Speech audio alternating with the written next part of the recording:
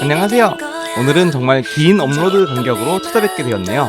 그동안 개인적인 일과 여행 등으로 영상을 만들 타이밍이 도저히 나오지가 않았는데 이제 좀 정리가 되어 영상 업로드를 시작해보려고 합니다. 새롭게 시작하는 첫 영상으로는 저에겐 가깝지만 먼 아시아나, 그것도 곧 보기 힘들어질 A380에 더 보기 힘든 A380의 9 퍼스트 현 비즈니스 스위트 탑승기로 시작해보려고 해요. 아시아나는 다들 아시다시피 인천공항의 제1터미널을 이용하는데요. 1터미널의 A 카운터 쪽으로 비즈니스 이상 승객들을 위한 카운터가 따로 있어요. 오늘 제가 타고 갈 비행기는 나리타행 OG102편이고요. 비즈니스 전담구역에서 티켓팅을 완료하고 바로 출국장으로 나와 라운지로 향해 봅니다. 아시아나는 A380의 옛 퍼스트 좌석을 비즈니스로 강등하여 운영하는 대신 기내 서비스는 동일하지만 좌석과 라운지를 업그레이드하여 운영하는데요. 비즈니스 스위트 요금이 따로 책정되어 있는 것은 아니고 비즈니스 요금 중 프리미엄으로 판매되는 운임의 경우 A380에 한해서 예전 퍼스트 좌석을 선택할 수 있게 되어 있더라고요. 아시아나의 동편 라운지에 비즈니스 스위트 라운지를 함께 운영하는데 이렇게 에스컬레이터를 타고 올라가서 우측으로 티켓을 인식해서 들어가는 형태로 라운지가 운영되고 있어요. 전체적인 인테리어는 한옥의 창틀을 칸막이로 사용하여 한국스러움이 조금 묻어나게 되어 있어서 출국하는 느낌 나고 좋았습니다.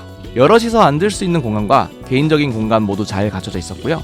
특히 1터미널의 라운지들은 활주로를 잘 감상할 수 있게 되어 있어서 2터미널보다 선호하게 되더라고요.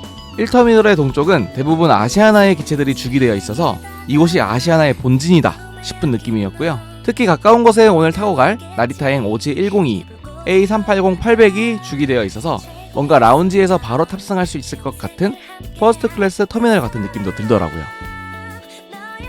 음식들은 특별할 건 없지만 몇몇 한식을 포함하여 깔끔하게 준비되어 있는 편이었고요.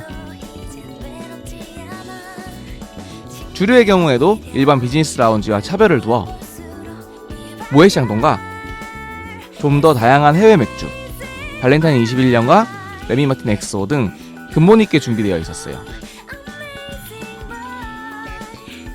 특별히 우동 서비스가 있어서 요거까지 주문해 봤는데 새우튀김까지 곁들여져 전날 마신 술을 해장하면서 해장술도 곁들여졌습니다. 탑승 시간이 되어 멀지 않은 곳에 있는 탑승 게이트로 이동해 봅니다. 오늘 타고 갈 비행기는 아시아나가 6대 보유한 비만 돌고래 2층으로 된 A380-800 중 하나로 8년 된 기체였고요. 제가 탑승했던 7월에는 나리타의 OG101, 102 노선으로 A380을 데일리로 놓고 있었어요. 탑승은 정시에 이루어졌고요. 오늘 탑승하는 비즈니스 스위트 9 퍼스트 좌석은 A380의 1층 앞쪽에 위치해 있는데요. 대부분의 A380 보유 항공사들이 프리미엄 좌석을 2층에 배치하는 것과 달리 아시아나와 대한항공은 A380 1층 앞쪽에 퍼스트 좌석들을 배치해 놓았어요. 다만 대한항공은 2층 전체를 비즈니스석으로 채운 반면 아시아나의 2층에는 비즈니스와 이코노미가 함께 들어갑니다. 기내로 진입하면 121로 배치된 총 12석의 비즈니스 스위트 좌석이 보여요. 이 넓은 공간을 오늘 저 혼자 사용합니다. 어느덧 10년이 다 되어가는 기재임에도 관리가 잘 되어 있고 사용 횟수도 적었는지 상당히 깨끗한 상태더라고요. 승무원분께서 오늘 아무데나 앉아서 가도 된다고 하여 의미는 없지만 오늘 제가 타고 갈 좌석은 3A 창가석입니다. 아무래도 전폭이 좁고 전고가 낮을 수밖에 없는 어퍼덱에 위치한 프리미엄 캐빈보다 메인덱의 좌석이 위치하다 보니 이렇게 큰 좌석이 위치해도 공간적 여유가 상당한 모습이에요. 좌석에는 32인치 커다란 디스플레이가 설치되어 있지만 연식 때문인지 화질이 좋은 편은 아니었고요. 아시아나 특유의 광고들이 틀어져 있는 점도 대한항공에 익숙한 저에겐 좀 이상했네요. 좌석의 전체적인 모습은 창을 3개를 차지하고 있지만 사실상 4개를 차지하는 길이의 좌석에 창측으로는 리모컨과 작은 소지품을 보관할 수 있는 공간, 그리고 헤드폰 잭과 USB 충전 포트가 위치해 있고 매우 커다란 식탁도 창 쪽으로 위치합니다. 특이점으로는 이렇게 각 칸의 용도를 작게 음각으로 표시해놨는데 전 이런 소소한 디테일들이 많이 좋아 보이더라고요. 복도 쪽으로는 부피가 크지 않은 옷을 보관할 수 있는 옷장이 준비되어 있어요. 옷걸이는 이렇게 빼서 사용하면 되는 레일 형식이었고요. IFE를 위한 리모컨이 아닌 좌석의 기능을 위한 컨트롤러가 따로 준비되어 있는데 이게 사실 왜 리모컨 형식이어야 하는지 잘 모르겠고 너무 큰데다 묵직하기까지 해서 황당하긴 했지만 큰 디스플레이로 직관적이게 좌석을 컨트롤할 수 있는 부분은 좋았어요. 벽이 높은 형태의 좌석이라 조명이 좌석을 둘러 잘 배치되어 있었고요. 앞쪽 오토만 아래로 AC 전원이 있어요. 전체적으로 전원 포트 배치가 사용자를 고려하여 편하게 되어 있는 느낌이에요. 오토만 아래쪽으로 넓은 공간에 간단한 짐을 보관할 수도 있고요. 동반 승객이 있다면 같이 식사할 수 있도록 오토만 쪽에도 안전벨트가 준비되어 있어요. 앞뒤 간격은 스펙상 83인치로 177인 제 발이 전혀 닿지 않을 정도의 거리고요. 좌우 간격은 스펙상 22인치, 앞바다리가 빠듯하게 가능한 정도였습니다. 스위트형 좌석이다 보니 문이 달려 있는데 이렇게 레버를 내려서 문을 여닫을 수 있고요. 양쪽 문을 닫으면 이렇게 프라이빗한 공간이 확보됩니다.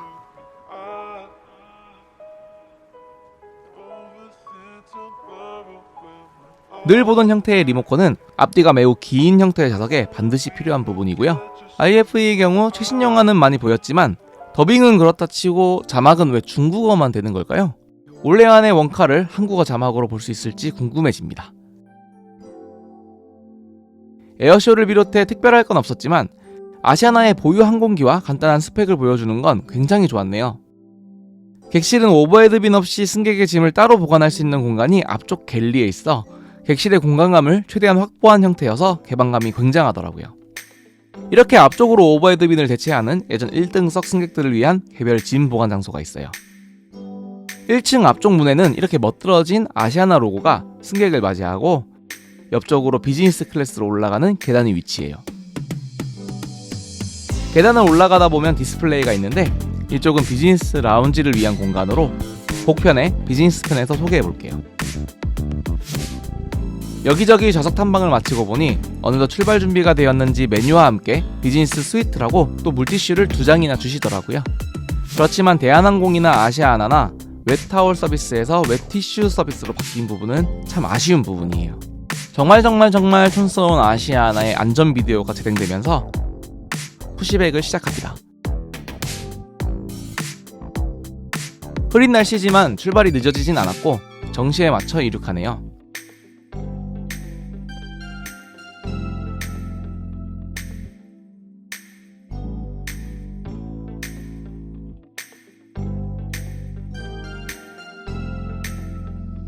이륙하자마자 바로 화장실로 가봅니다. 이 비즈니스 스위트 객실엔 앞쪽으로 화장실이 2군데 있는데 하나는 아주 작은 기본적인 화장실이고 오른쪽 앞쪽으로 A380의 명성다운 커다란 화장실이 있어요. 이렇게 소파 형태의 변기 커버가 에미레이트 A380의 화장실을 생각나게 하네요. 화장실의 어메니티는 록시땅 제품으로 배치되어 있었고 아직까진 비즈니스임에도 칫솔 인심이 후한 국적항공사들의 모습을 볼 수 있었어요. 화장실에는 창문도 하나 따로 있어서 밖을 감상하면서 볼일 보기 가능합니다.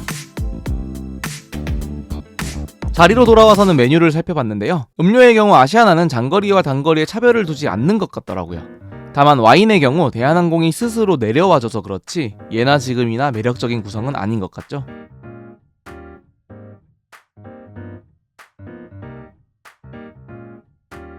저는 양식을 선택해봤고요.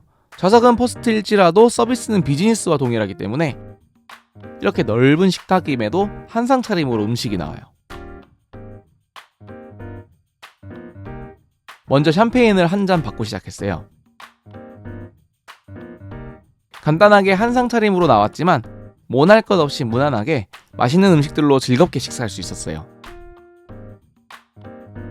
식사 중에 승무원분께서 다른 와인들도 맛보라고 추천해 주셨는데 메인덱 비즈니스에 혼자 있다 보니 와인은 큰 병이 아니고 작은 병으로 준비되어 있더라고요.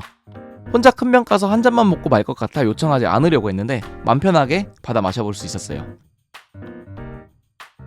식사 중에도 계속해서 필요한 것이 없는지 물어봐 주시고 추천해 주셔서 굉장히 만족스러운 식사가 되었고요. 식사 후에도 커피 및 견과류까지 챙겨주셔서 마무리까지 완벽한 식사가 될 수 있었어요. 제가 좌석 테이블에 좀 집착하는 편인데 이 테이블의 경우 이렇게 앞, 뒤로 상당히 여유있게 이동이 되기 때문에 식사 중에도 충분히 좌석에서 빠져나올 공간이 확보되는 형태예요. 거기에 정말 튼튼해서 이제껏 겪은 좌석 테이블 중에서도 손꼽히게 마음에 드는 녀석이었습니다. 식사를 마치고 나니 독도 근방을 지나 일본 영공으로 진입하는 중이었고요. 곧이어 담당 승무원분께서 모든 창문을 닫아주셨는데 제 쪽도 닫으면 좋은 거 보여주시겠다며 이렇게 별을 띄워주셨어요. 이전 에바항공의 리뷰에서도 별이 떠있는 모습이었는데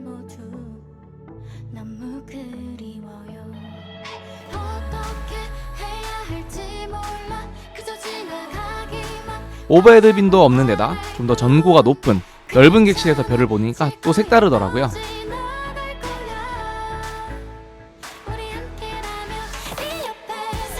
이렇게 별빛 아래 가운데 쪽 좌석으로 이동해 좌석을 침대 형태로 만들어봤어요. 단거리다 보니 베딩 서비스는 없었지만 친구가 없이도 좌석 자체의 쿠션이 좋아 상당히 편했고요. 문을 닫아 공간을 완성하면 프라이버시는 확보하면서도 위쪽으로 상당한 공간감을 얻을 수 있는 베드가 완성됩니다.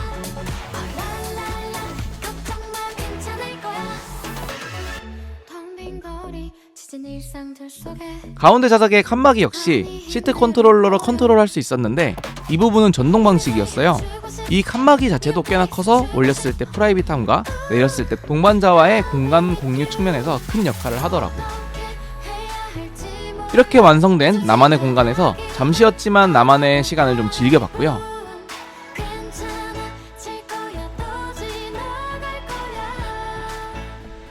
좋네요 정말. 이렇게 쓰이기엔 정말 너무 아까운 좌석이에요.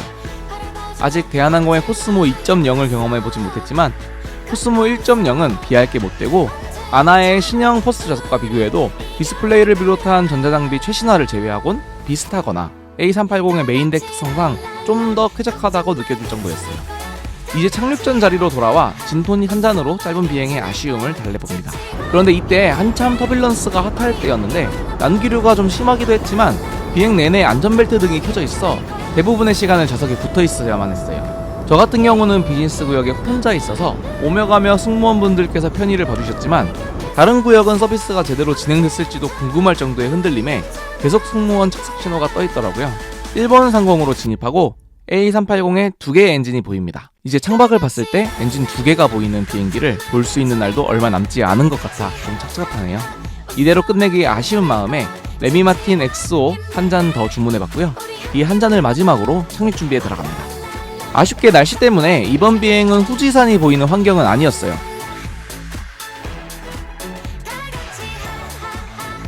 착륙 전 나홀로 점유한 이 커다란 객실을 한번 봐주고요. 도쿄가 보이면서 무사히 착륙합니다. 멀리 아나의 A380 3호기도 보이네요. 생각해보니 이 브릿지는 저 혼자만을 위한 거더라고요. 이 또한 귀한 경험이었습니다. 나리타 공항의 경우 최상층의 푸드코트와 함께 활주로를 볼 수 있는 전망대가 있어요. 여유가 있는 분들은 미리 오셔서 식사와 함께 비행기 구경하는 것도 좋을 것 같네요. 이번 아시아나의 비즈니스 스위트의 경우 짧은 비행과 지속된 터뷸런스에도 명성 그대로의 아시아나 기내 서비스를 느껴볼 수 있었고 퍼스트로 태어나 비즈니스로 강등된 비운의 좌석도 경험해볼 수 있어서 개인적으로 소중한 경험이었어요. 사라져가는 A380, 사라질 아시아나, 그리고 사라진 퍼스트 좌석이라는 희소성과 지상에서의 한 단계 업그레이드된 라운지 경험을 위한 투자로는 충분하다고 생각했어요. 아무튼 비행기를 타기 위해 여행하는 입장에서 하나의 버킷리스트를 지울 수 있었고 또 그 경험이 기대했던 것보다 좋아서 아주 만족스러운 탑승이었네요. 이제 만들어야 하는 탑승기가 한가득인데 손에 잡히는 대로 하나하나 올려보겠습니다. 다음 탑승기도 기대해주세요. 다음 영상에서 만날게요. 키오라.